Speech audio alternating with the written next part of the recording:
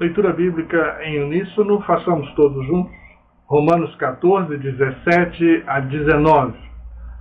Porque o reino de Deus não é comida, nem bebida, mas justiça e paz e alegria no Espírito Santo. Aquele que deste modo serve a Cristo é agradável a Deus e aprovado pelos homens.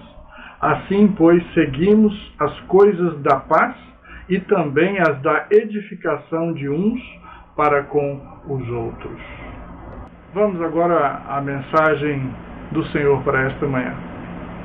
Que Deus nos guie, que Deus nos abençoe e que todos possamos entender a sua palavra, a sua vontade, a sua direção para nós.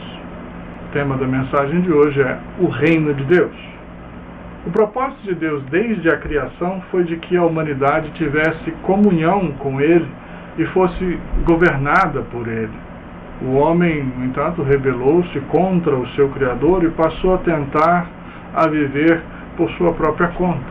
Mas Deus não abandonou as suas criaturas. Desde a Gênese, a humanidade está polarizada. Abel agradava a Deus, Caim não. Enoque andava com Deus, os outros de seu tempo não. E assim, por todo o Antigo Testamento, nós vemos nas histórias de Noé, de Abraão, de José e dos reis de Israel. A expressão reino de Deus ela é exclusiva para o Novo Testamento e ocorre 67 vezes na tradução Almeida, Revista e Atualizada.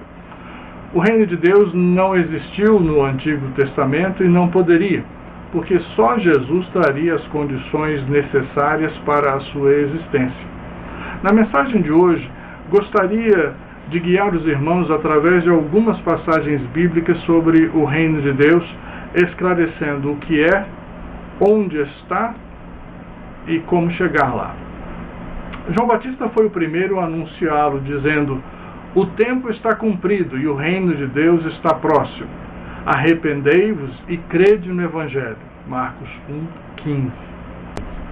Muita gente hoje rejeita o Evangelho, rejeita o reino de Deus por não entender o que ele é, confundindo o reino de Deus com as instituições chamadas igrejas, que podem ou não ser reino de Deus, como eu espero, todos saberão diferenciar daqui a pouco. Oremos. Pai de amor, abençoa a tua palavra e esta mensagem. Fala, Senhor, a cada um, especialmente aquele que ainda não conhece e não experimentou o reino de Deus, que hoje possa se aproximar mais de Ti. Guia-nos em nome de Jesus. Amém. Em Mateus 3:2, João Batista dizia: arrependam-se, o reino de Deus está próximo. E próximo estava. Não havia chegado ainda, estava em implementação. Em Marcos 1:14, depois que João foi preso, diz a Bíblia, Jesus foi para a Galileia proclamando as boas novas de Deus. O tempo é chegado, dizia ele. O reino de Deus está próximo. Arrependam-se e creiam nas boas novas. Note bem, Jesus já estava aqui, mas o reino de Deus ainda não. Era necessário que as pessoas entendessem primeiramente o que era o reino de Deus para que este pudesse ser estabelecido. Jesus passa assim 3 anos ensinando o que era reino de Deus.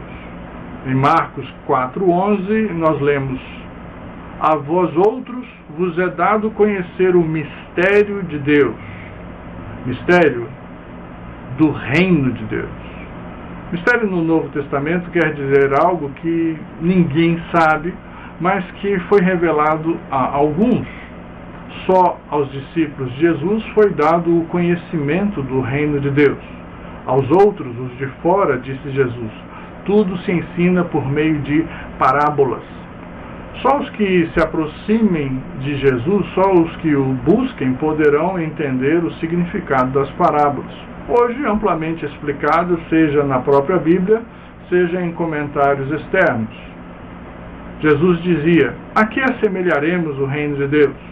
Ou com que parábola o apresentaremos? E contou várias, para ilustrar o reino que estava próximo. Em Mateus 13, por exemplo, nós encontramos a parábola do semeador, do joio e do trigo, do grão de mostarda, do fermento dos fariseus, do tesouro escondido, da pérola de grande valor e a parábola da rede, todas elas explicando o que era e os riscos que o reino de Deus correria quando chegasse. Não havia chegado ainda. Todo o tempo de seu ministério, Jesus estava dando dicas sobre o que era o reino de Deus. Na oração chamada de Pai Nosso, Jesus nos ensina a orar dizendo: venha o teu reino, seja feita a tua vontade, assim na terra como no céu. Desde então, os cristãos pelo mundo todo oram pedindo a vinda do reino, como se não tivesse vindo ainda. Mas no momento em que Jesus nos ensinou a orar, o reino ainda não havia vindo, mas em poucos anos o veriam vir. Mateus 9:1 é a promessa de Jesus de que dos que ali se encontravam, algumas pessoas não morreriam até verem ter chegado o reino de Deus com poder. E viram. Em Lucas 17:20 encontramos a explicação que procuramos. Interrogado pelos fariseus sobre quando viria o reino de Deus, Jesus lhes respondeu: não vem o reino de Deus com visível aparência, nem dirão ei-lo aqui ou lá está, porque o reino de Deus está dentro de vós. Jesus está dizendo que o reino não está em algum lugar de Israel, nem em outro lugar do mundo, pois ele sabia que um lugar no planeta Terra que fosse estabelecido como o reino de Deus não seria solução para a humanidade. Tentariam conquistá-lo ou destruí-lo. Quando não, a esmagadora maioria dos habitantes das outras nações nunca teriam condições sequer de visitar esse lugar, haja vista a distância, custo da passagem, hospedagem, obtenção de vistos e tudo mais. Deus não age como nós pensamos. Deus, por isso, não quer que nós procuremos nunca o reino aqui ou ali. Ele não tem aparência visível, isto é, não é Israel, não é o Brasil, nem Estados Unidos, mas está em todo o planeta, em todas essas nações e outras ao redor do mundo. O reino está dentro de vocês. Mistério revelado. Agora podemos entender. Outras expressões passam a fazer sentido quando vemos que o reino de Deus está dentro de nós, ou pode estar. O reino de Deus está assim, perto, porque está dentro de cada um. Por isso oramos: venha o teu reino, isto é, reino é governo, não um lugar. O reino de Deus é Deus governando nossa vida, pensamentos e ações. Jeremias profetizou esse tempo. Jeremias 31:33 diz: esta é a aliança, o pacto, que farei com a comunidade de Israel depois daqueles dias, declara o Senhor. Porei a minha lei no íntimo deles e a escreverei nos seus corações. Serei o Deus deles e eles serão o meu povo. E no final do versículo 34, porque eu lhes perdoarei a maldade e não me lembrarei mais dos seus pecados. Isso aconteceu em Cristo, mediante o arrependimento. Depois da morte e ressurreição de Jesus, o Espírito Santo foi dado a todo aquele que crê em Jesus Cristo como Senhor e Salvador, para habitar em cada um, para ensinar-lhe e fazê-lo lembrar tudo o que nos foi dito por Jesus. A lei de Deus escrita em nosso íntimo, em nosso coração. Por isso, alguns daqueles discípulos não morrerem até terem visto o reino chegar com poder. Judas, por exemplo, não viu. Outros ouvintes que desprezaram a mensagem de Jesus também não viram, porque não receberam o Espírito Santo. Mas os que o receberam começaram uma vida nova, regenerados e lavados, cheios do poder de Deus para as coisas do reino de Deus, não para si mesmos. Quem está no reino de Deus não governa para benefício próprio, mas é governado para benefício do outro, para benefício do reino. Quem tiver ouvidos, ouça. Assim o Pai Nosso toma outro sentido. Pai nosso que estás no céu, santificado seja o teu nome, venha a nós o teu reino e seja feita a tua vontade, assim na terra como no céu. Venha, Pai, e governa sobre nós. Reina sobre nós e será feita a tua vontade. Só podemos fazer a vontade de Deus se Deus reinar em nós. Desta forma, o reino de Deus hoje está em todo lugar, como disse Jesus. Invisível como estado ou nação, nem aqui nem ali, mas em todo lugar, no meio ou dentro de nós. Só quando o cristão é governado pelo Pai Eterno, o reino é visto nas palavras e atitudes dos filhos de Deus. O reino se multiplica viralmente, por contágio, mas em vez de fazer mal, tem um efeito contrário ao dos filmes de zumbis, agora transformando os mortos-vivos em vivos, purificados e lavados.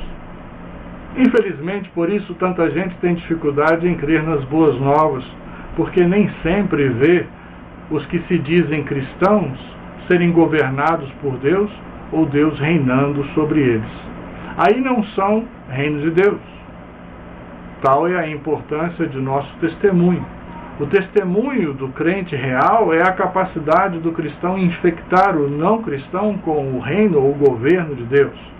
Com tanta gente vacinada contra o reino de Deus pelas falsas instituições chamadas cristãs que vendem orações e pelo mau testemunho de muitos irmãos, seja por imaturidade espiritual, seja por não serem realmente irmãos, o joio da parábola, o desafio para a real igreja se torna ainda maior. O reino de Deus não é religião. As leis de Deus não têm nenhum dos rituais religiosos e sacramentos que os homens inventaram. Batismo e ceia do Senhor não são sacramentos, são mandamentos, são símbolos visíveis da conversão e da comunhão dos que são governados por Deus. Mas ser batizado ou tomar a ceia não fazem com que a pessoa se submeta ao reino de Deus. Só parece. Quem é governado por Deus é governado por leis superiores às leis dos homens.